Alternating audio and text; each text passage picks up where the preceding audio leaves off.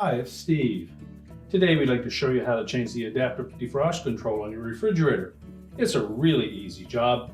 Let me show you how we do it. Now, to do this repair, the first thing we'll need to do is to turn off power to the refrigerator. So either pull it far enough forward that you can unplug it, or locate the electrical panel, turn off the appropriate breaker, or remove the appropriate fuses. You may also wish to disconnect or turn off the inlet water supply to your refrigerator as well. Once we've done that, we'll open the refrigerator up and we'll remove some items on the shelf. Now we've gone ahead and removed the upper shelf to give us a little more room to work here. So our first step is going to be to remove this cover that sits over top of the inlet and outlet water lines that come to the filter. And as well, you may wish to remove that filter, as it does add a little more weight to that housing. So simply depress the eject button, pull the filter out, set it aside, and we're going to remove a 1/4-inch hex head screw that secures that cover to the ceiling.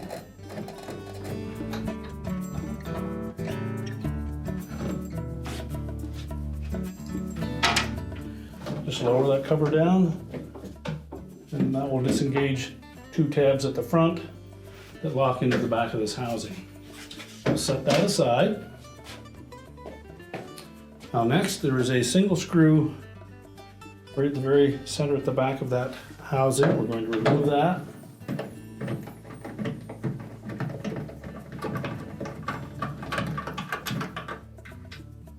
Now there are 3 more across the front of that control housing, and there are 2 on the side that need to be removed as well.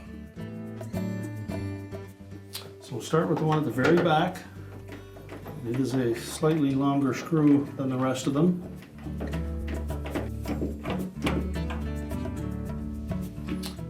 And there is one up closer to the front, and you may wish to remove the light bulb to give you better access to that screw.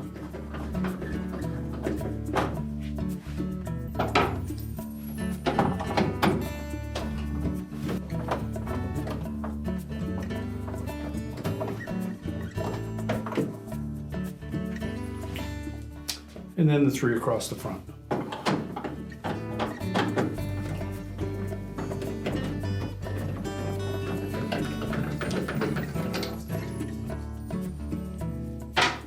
Now before we remove the last screw, we'll need to disconnect those 2 water lines if you have not done so already. You'll note that there is a little collar on each of the inputs to that filter base.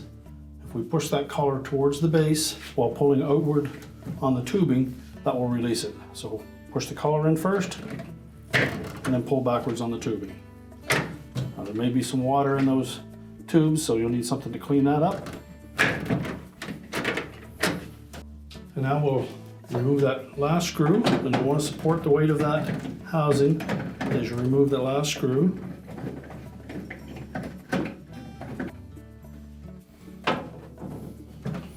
Just lower it down, allow it to tilt a little bit clockwise. Now you'll note that there's a large wire harness that goes into the ceiling. You'll need to depress the locking tabs that secure that harness plug, both top and bottom. Just squeeze those together and pull the plug out. Now as well, we have a capillary tube that feeds into the freezer side. So we'll need to carefully pull that whole housing to the right, and you'll see that capillary tube come out at the same time. Now we'll take that whole housing, we'll set it on a suitable work surface, and we can change it apart. Now our next step is to identify the type of adaptive defrost control that is already on your unit. The easiest way to determine that is by looking at the motor on the damper assembly here and determining whether there is 1 or 2 switches on it. If there is only 1 switch on your damper housing, you have the later version and you won't need to use this harness. If your model has 2 switches on that motor, you will need to replace the wire harness.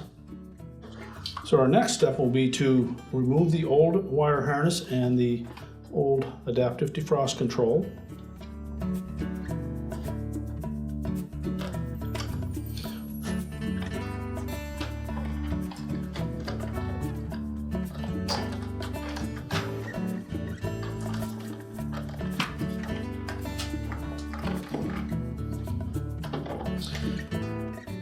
The 2-wire harness that goes to that motor has a little locking tab, so you need to take a small flat blade screwdriver and just lift up gently on that as you pull the harness away. Now to remove the harness from the 2 switches, we need to be careful that we don't damage the styrofoam block on that damper. So again, we'll use a small flat blade screwdriver and then just pry that harness towards the housing.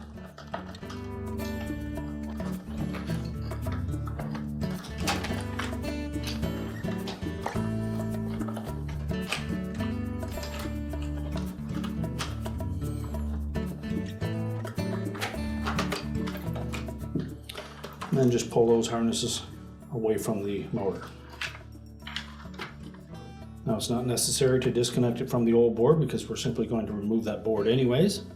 So we'll release the little locking tabs.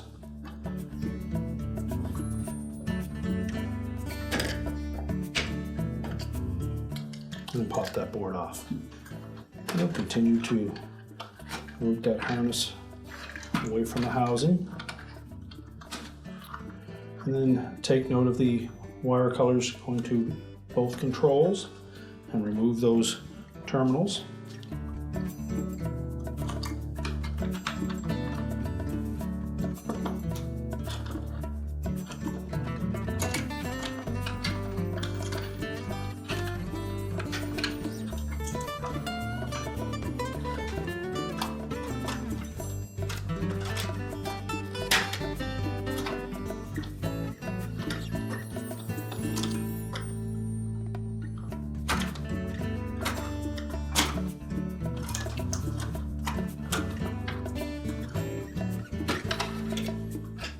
Take note of the ground jumpers, remove those as well as the wires to the light bulb socket.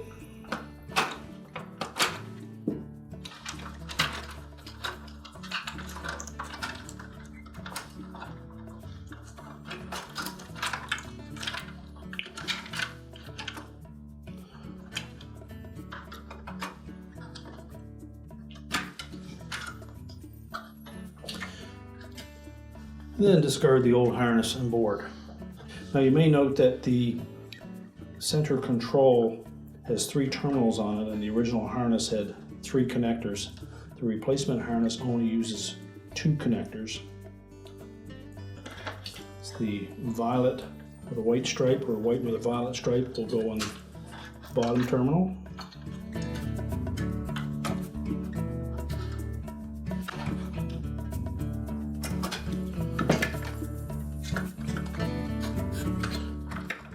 Make sure those wire harness terminals are pressed on firmly.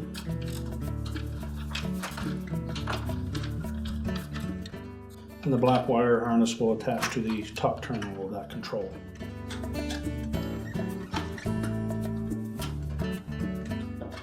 Now next we'll install the 2 wires for the light socket.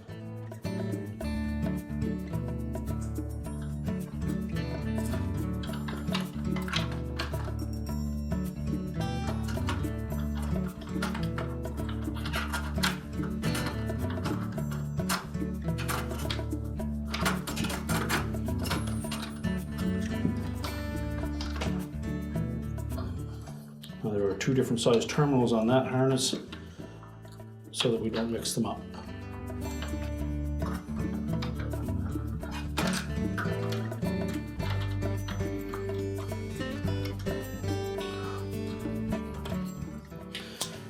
The yellow with the black stripe will go on the smaller terminal on that socket, and the double blue will go on the larger terminal.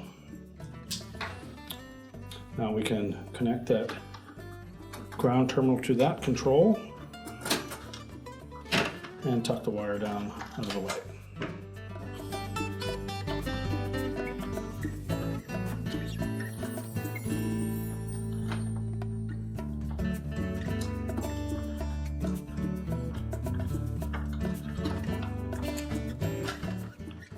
And again, remember to connect the ground to the left-hand control.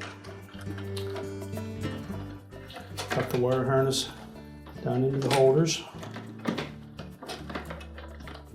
And we'll also need to remove the mount for the old control by taking out 2 Phillips screws on the back side.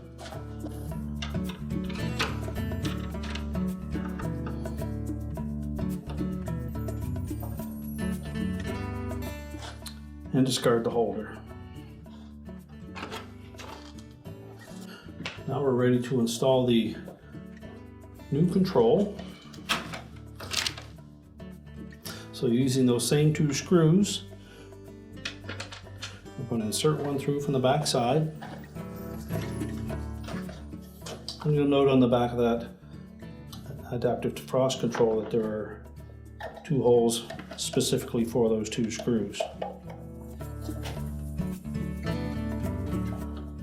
So start the first one.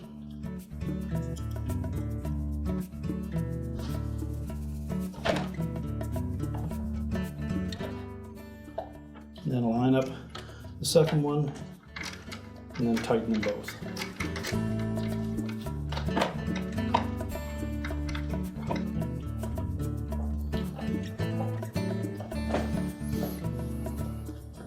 Next, we'll continue to reconnect that harness.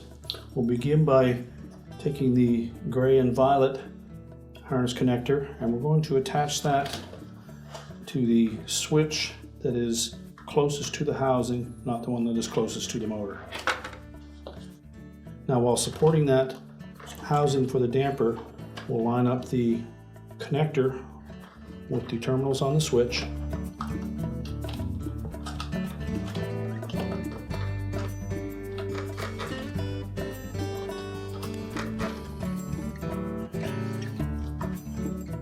And you may need a flat blade screwdriver to push that connector all the way onto that switch. Just remember to support the styrofoam housing.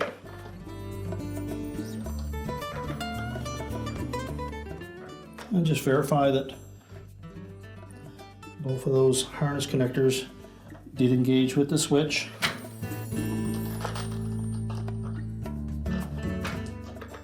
If your model uses the heater for the fast ice feature, you'll need to connect that harness.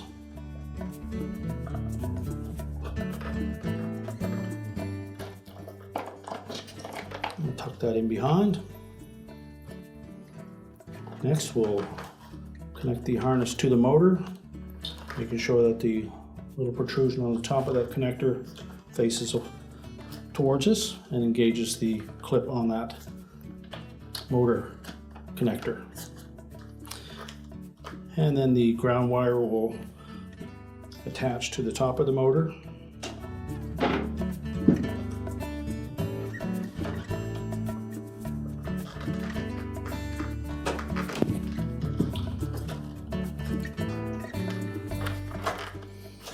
And tuck that harness into the holder.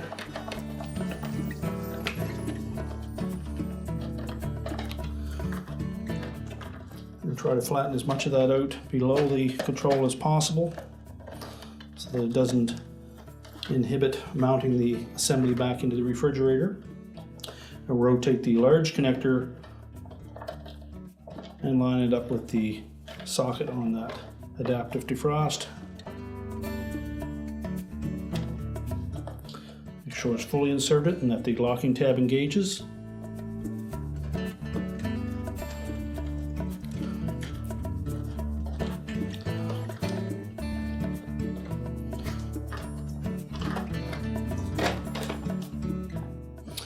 And now we're ready to put that assembly back in the refrigerator.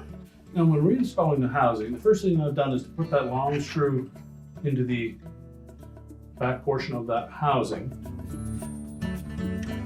Then we're going to carefully line up the capillary tube with that hole just at the bottom of that rectangular opening, and it should slide freely into that opening.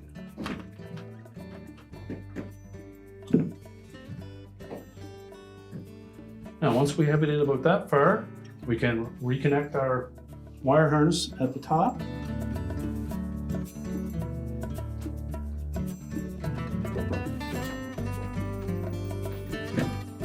Make sure both locking tabs engage.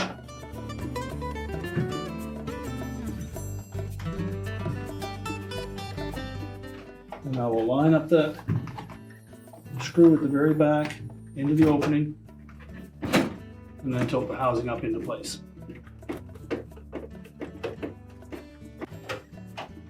Now, it's not essential that you tighten that back one yet, just enough to hold it in place. Next, we'll put the one in on the side.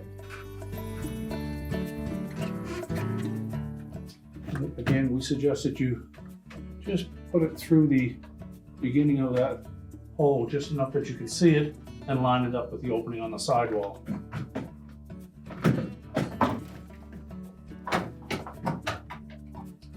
Now, once you've tightened that one securely, we'll reattach the front. Again, just put a screw through, line up the hole, start it.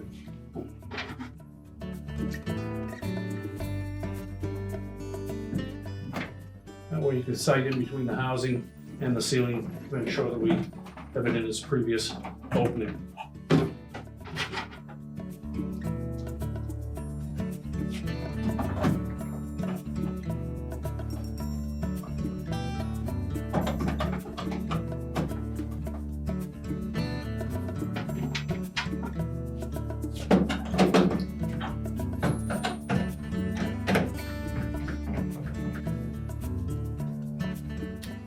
And then the one right behind the filter base.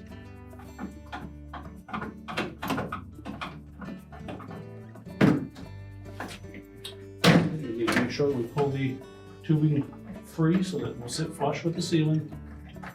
And then tighten it securely. Now we can tighten that one at the very back.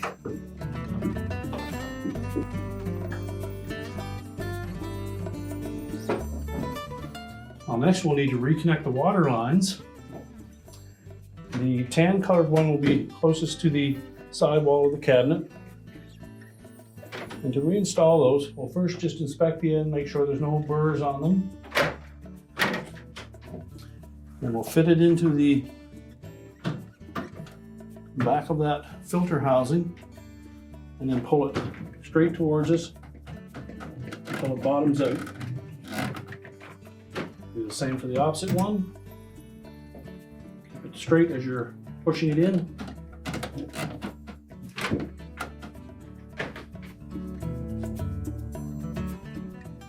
And now we can put the rear cover in place. Now to install this rear cover, we want to line up those two tabs with the openings in the back of the filter housing. Fit it up over top of the tubing and install the retaining screw. Tighten it securely. Reinstall the water filter. Reset our controls. Remember to reinstall the light bulb if you removed it.